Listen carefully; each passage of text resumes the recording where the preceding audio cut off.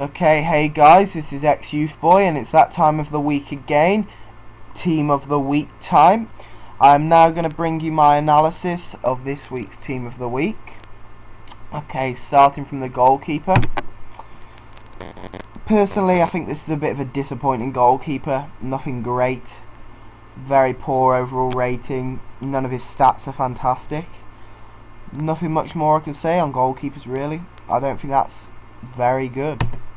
Okay, left back, Esu Okotu. Personally, I think this is a nice player to have in Team of the Week.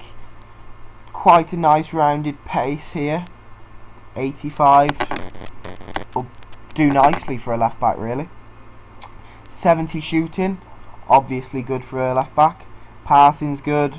Dribbling's fairly good. And also his defending, which is obviously important, is good. Okay, moving on to central midfielder here now.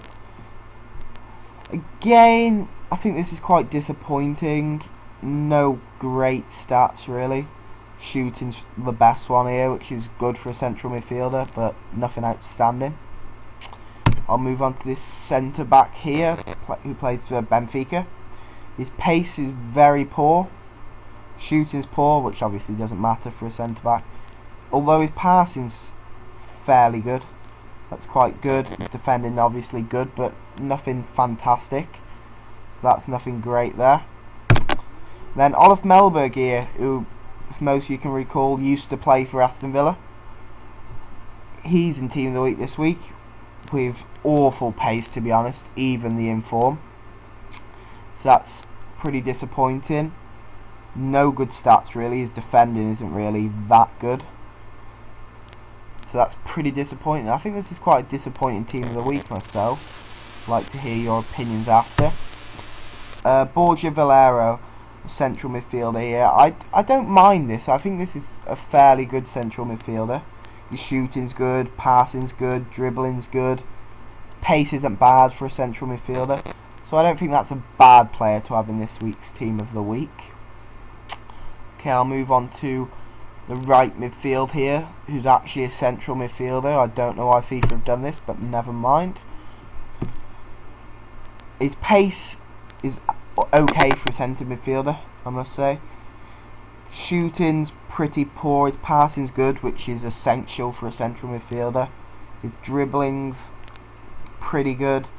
Defending's okay.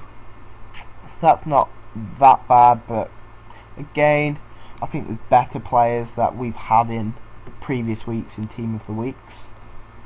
Then Steven Pienaar, who's obviously on loan at Everton.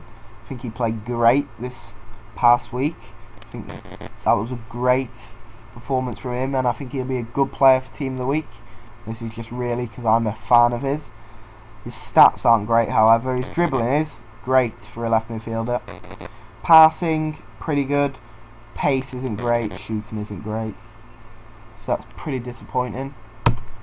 Move on to Garcia, the central midfielder here. Poor pace, shooting's average, passing is pretty good, but his other stats aren't great, to be honest, so again, fairly disappointing. Then Odom Wingy, after his hat-trick at the weekend against Wolverhampton Wanderers, is in this week's Team of the Week. I think he's pretty good. Might be a bit of a force in people's ultimate teams, with 84 pace, which is okay, 83 shooting, which is pretty good, and the passing's average, dribbling's average, heading's average, but I don't think he'll be a bad player. And obviously the highlight of this Team of the Week is Adebayor, 86 overall, who had 4 assists at the weekend and a goal. I think he'll be great because his pace now is better than it was anyway. It's not great, but it's okay. So I think this will make him much better than the original version. His shooting's fantastic, his passing's good, his dribbling's good, and his heading's average. So I think he's the biggest and best player in this week's Ultimate Team's Team of the Week.